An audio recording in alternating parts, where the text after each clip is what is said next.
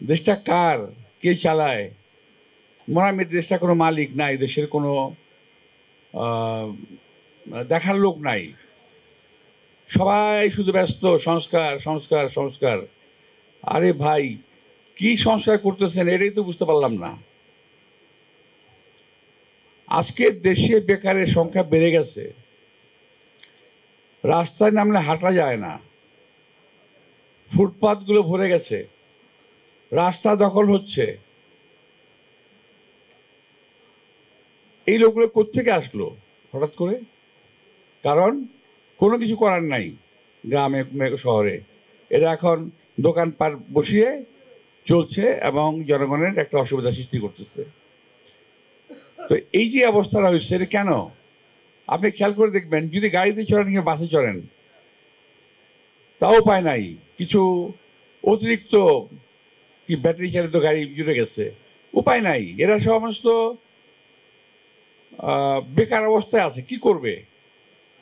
একটা কাজ তো চাই। সেদিকে বেকার এই দেশে মানুষের সমস্যার সমাধানে এই সরকারের কোনো লক্ষ্য নাই।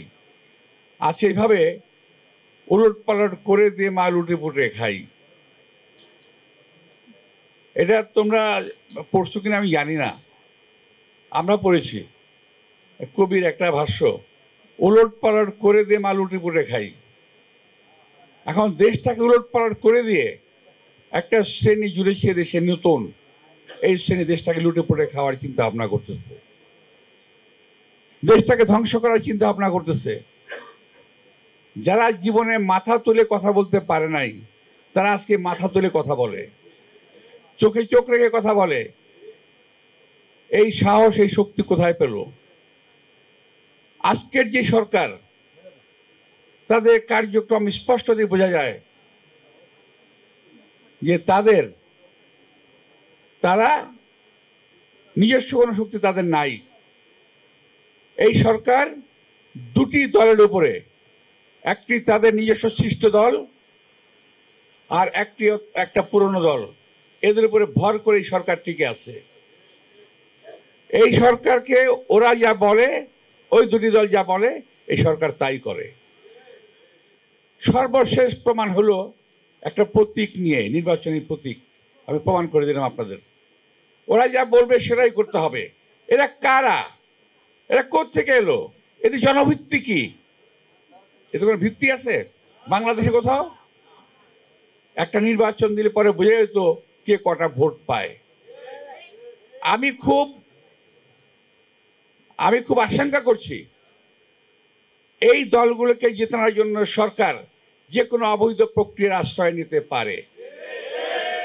যেটা বিগত সরকার করেছিল, যেটা আওয়ামী লীগ সরকার করেছিল, রাতের ভোট দিনে, দিনের ভোট রাতে, ঠিক না? এই সরকারও সম্ভবত এরকম কোনো কাজ করে ফেলবে।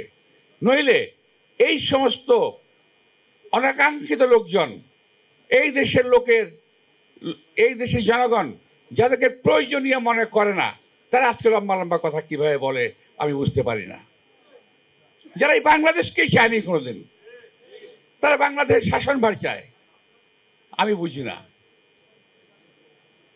যারা ওই সময় পাকিস্তানকে চায় নাই, 1947 সালে তারা পাকিস্তানের বিরোধিতা করেছে, 1971 সালে বাংলাদেশের বিরোধিতা করেছে, 1996 এবং আরো কয়েকটা সময় এই দেশের জনগণের মানুষের স্বার্থের কথা বিরুদ্ধে কথা বলেছে। ওরা আজকে লম্বা লম্বা কথা বলে। আজকে ধর্মের দোহাই দিয়ে দেশটাকে বিভক্ত করার চেষ্টা করছে তারা। যাদেরকে বিভক্ত করার চেষ্টা করেছে তারা